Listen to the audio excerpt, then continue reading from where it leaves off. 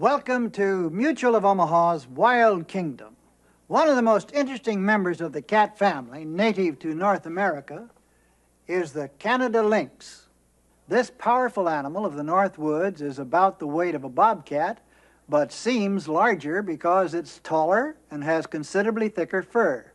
It also has very broad feet, which allow it to walk on crusted snow where other animals of similar weight break through. Among the many animals which share the lynx habitat are two other large predators. One is the wolf, which quite often competes with the lynx for prey. The second is, like the lynx, a member of the cat family. It's the cougar, or mountain lion, which is much larger than the lynx and a competitor for both food and territory. Our story takes place on a warm day in spring when winter is finally beginning to lose its grip on the valley where these animals live.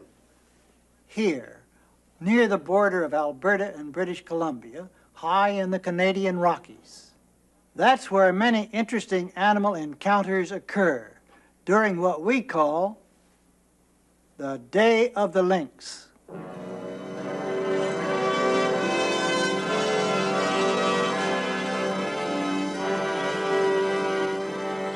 The winter just past was a long and bitterly cold one in the mountains, but now the harshness of that bleak time is disappearing.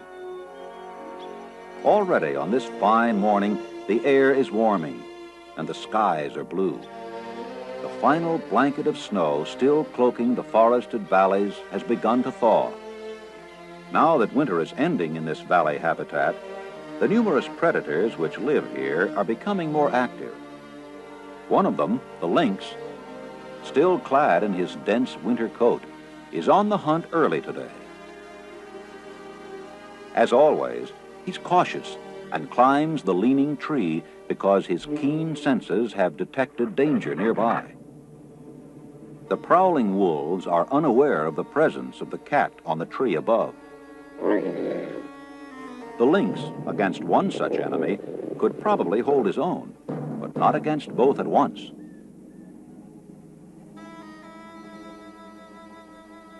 He'll remain here, safe, until the wolves have made it clear that they're moving off.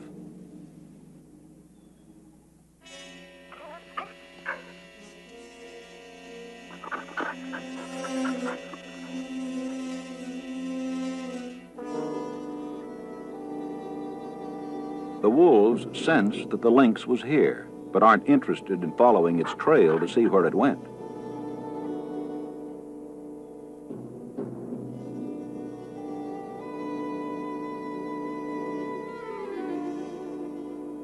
Ordinarily, the wolves travel and hunt in pairs or in small packs, and they are among the most fearless of the predators here. Nevertheless, without good reason, they'll rarely attack other large predators in the area, such as a grizzly, a cougar, or even the lynx. Still, the cat will usually seek a refuge like this when they're around. Now that the potential hazard is moving away, the big lynx can resume his own hunting.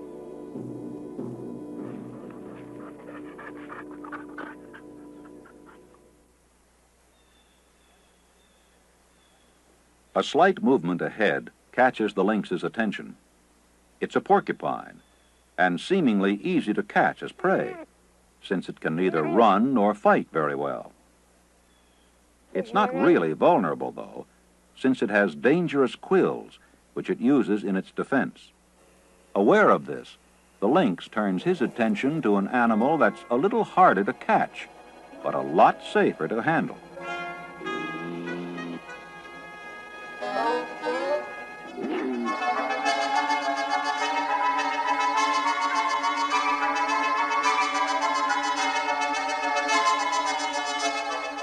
Next time, the hare may not be lucky.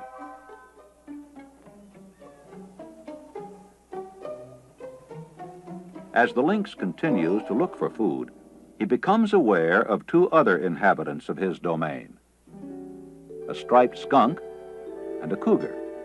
The cougars encountered skunks before. The danger signal will be the lifting of the tail. If that occurs, It's a signal the cougar had better respect.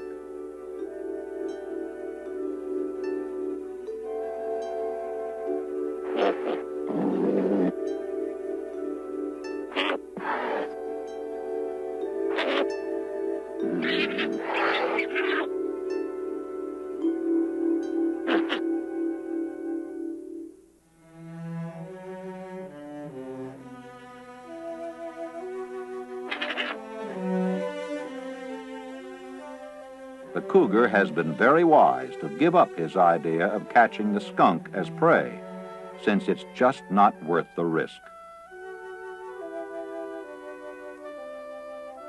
The skunk's scent fluid, if squirted into the eyes, would cause considerable pain. The big cat's very hungry, and now he's seen something that could be a good meal. Up in that slanted tree is an animal he's not encountered before. It's a porcupine, a fat, slow-moving animal of this habitat, which seems to be ideal prey. Considering it to be prey is a mistake which most of the predators here make once, but which they rarely make twice.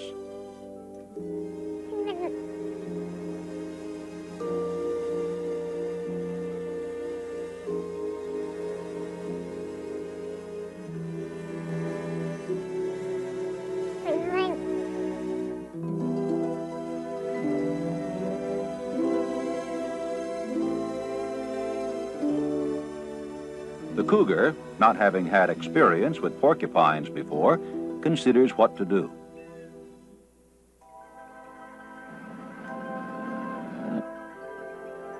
Although not really understanding why, the cougar hesitates, as if some previously untapped sense is broadcasting a warning to him.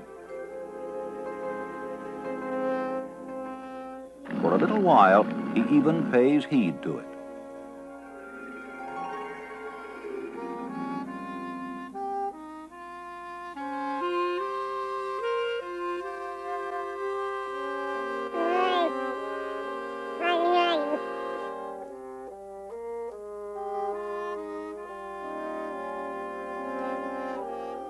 Despite the hunger that's bothering him, the cougar heads away.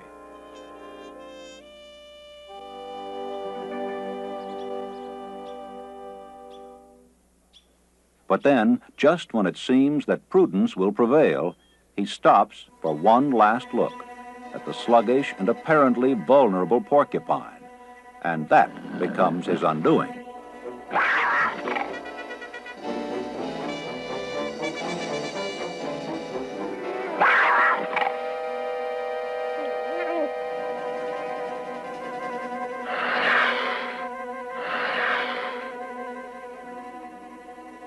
A chin full of quills has discouraged him in a hurry, but the damage is done. All the cougar wants now is to get away as quickly as possible. But it's a day when everything seems to be going wrong for him.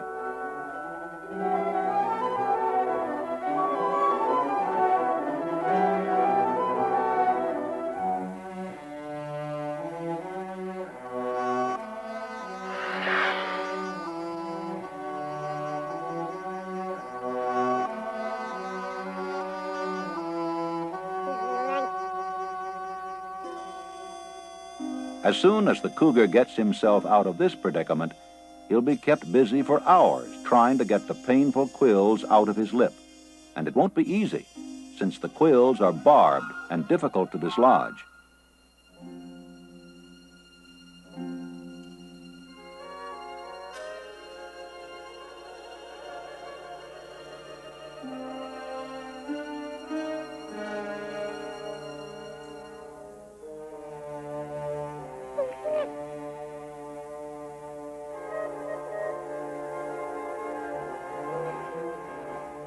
This has been a lesson the cougar won't forget.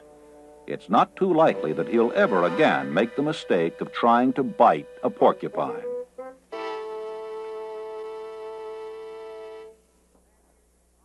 Skunks, badgers, otters, and foxes were other predators in the domain of the lynx, and it was not uncommon for their paths to cross sometime during the course of the day.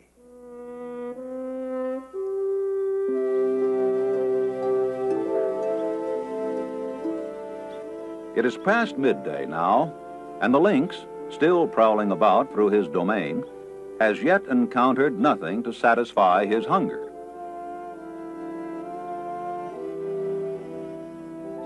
He knows better than to try to take a skunk, and the skunk itself moves about with an almost arrogant air of invulnerability.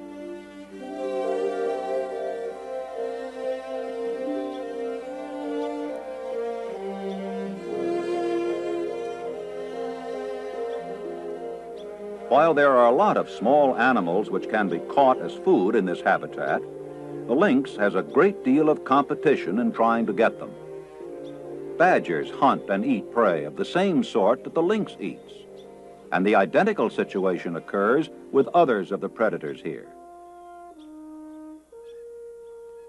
Not only is the lynx in competition with badgers, cougars, wolves, and bears, there's also competition from the otter. Even though it seems she's constantly playing and having a good time, the otter's a skillful hunter who rarely goes hungry. And yet another competitor for food here is the gray fox. This fox isn't hunting now, though. He's intrigued by some animal scent deposited on the ice, perhaps by another fox.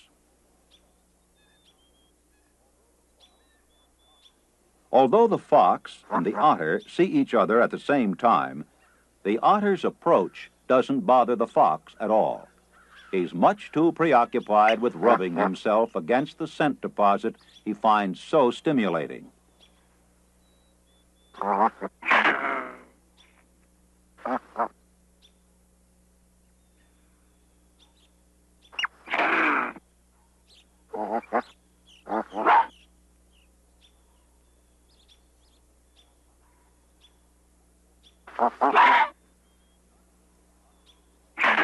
Not until the otter really becomes obnoxious does the fox give up. But the otter's not finished with her teasing.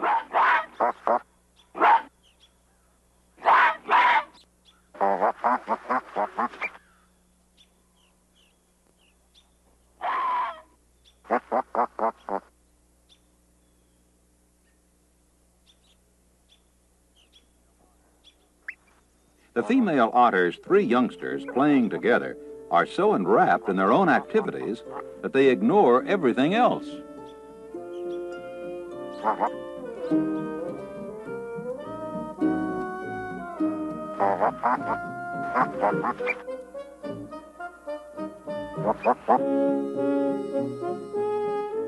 The lynx gives up any idea of trying to catch an otter cub as a meal, since they're near open water and could escape easily as soon as they saw any danger approaching.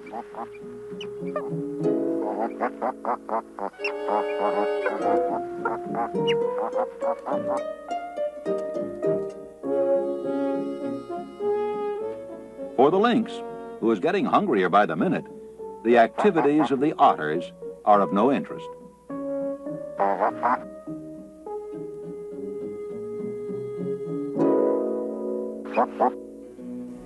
The lynx resumes moving along casually, alert for food. He doesn't see the cougar in the tree nearby. The bigger cat's mouth is still sore, even though he pulled out the porcupine quills embedded in his chin. His mouth hurts now, but still he's fortunate. If the quills had stuck inside his mouth, they could have prevented his eating, and eventually he would have starved.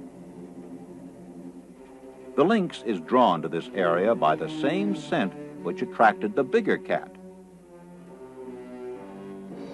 It is the scent of food, something which the cougar found first but couldn't eat. Now the lynx has found it and wants it as his own.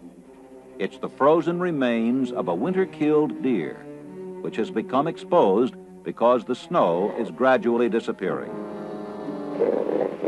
The hungry lynx is establishing a claim on the carcass, not realizing that it was found and claimed earlier by the cougar.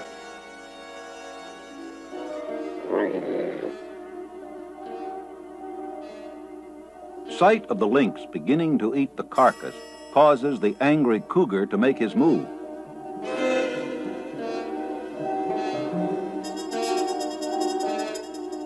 Even though he can't open his mouth well to eat or fight, the cougar still moves to challenge the lynx. Normally, the lynx couldn't stand against the larger and much stronger cougar. But now, the lynx is loath to give up the meal he's hardly begun.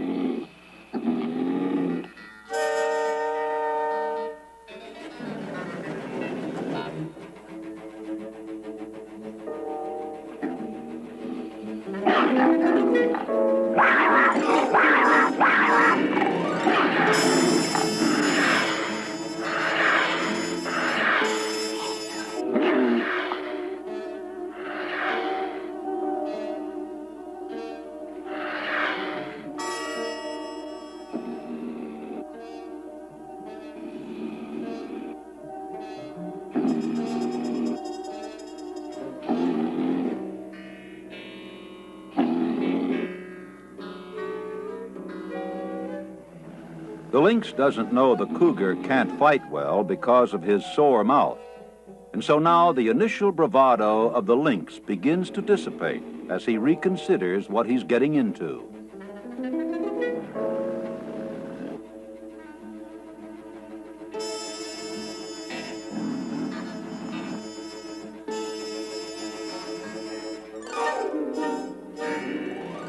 The lynx finally decides to retreat with dignity.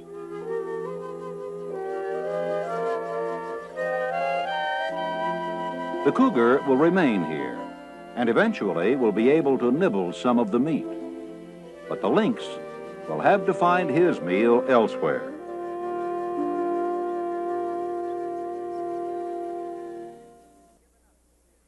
The lynx had given up the deer carcass to the cougar only grudgingly, but he was still very hungry and would be quick to take advantage of any opportunity for catching prey.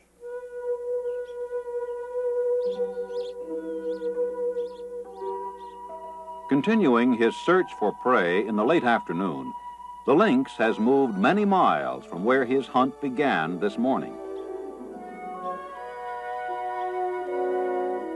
Had he been able to approach the small herd of deer on the ridge above before being observed by them, he might have tried to stalk and attack one.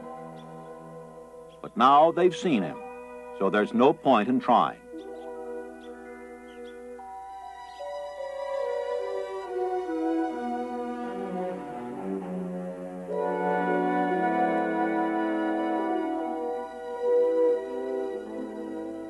Just when it seems that he will end his day hungry, the lynx's luck changes, and it's another predator who brings it about. A coyote has been diligently following the trail of a snowshoe hare. It flushes, running in the direction of the big lynx. It can run atop the snow, unlike the coyote, who breaks through the crust and travels slower. The lynx also has broad feet, like the snowshoe hare, which permits running atop the crust.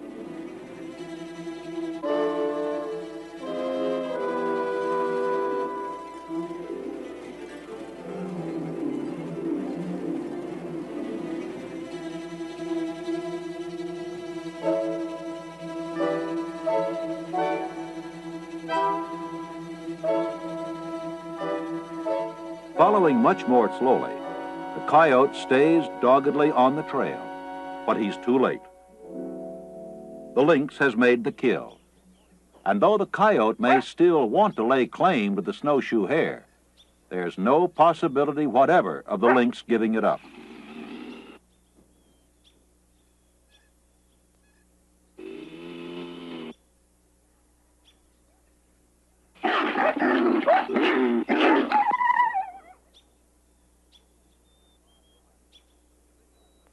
The lynx, suspicious that the sly coyote will still try to steal his prey, keeps alert.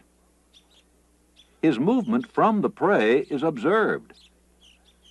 The badger takes advantage of the situation and moves in to steal the carcass while the retreat of the coyote holds the lynx's attention.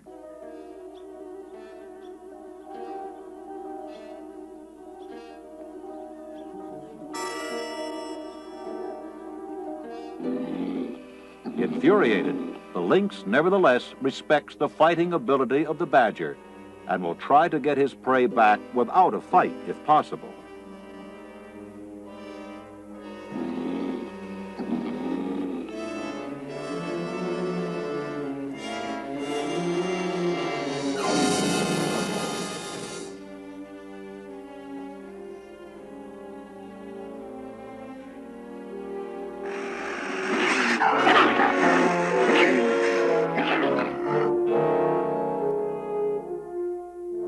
The fury of the lynx is more than even the powerful badger cares to face again.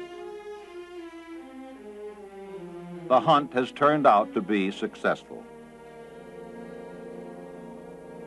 The big cat will now take his prize to his den in this mountain valley and eat it at his leisure. He won't hunt again until hunger forces him to do so.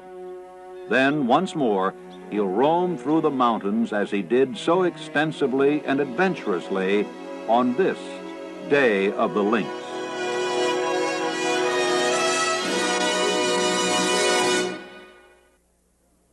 As civilization grows and reaches out increasingly to gobble up areas of land for man's use, natural habitat becomes correspondingly scarce for many species of animals. This is particularly true in the case of the larger animals, which require more territory in which to range, such as the lynx and many of the animals which share its domain. Laws have been enacted which protect many of these animals, but in order for them to survive, they must have habitat in which to live. The conclusion is simple. In order for us to help these animals survive, we must establish more wilderness areas, so that a true balance of nature, which includes vital habitat, can always exist in the wild kingdom.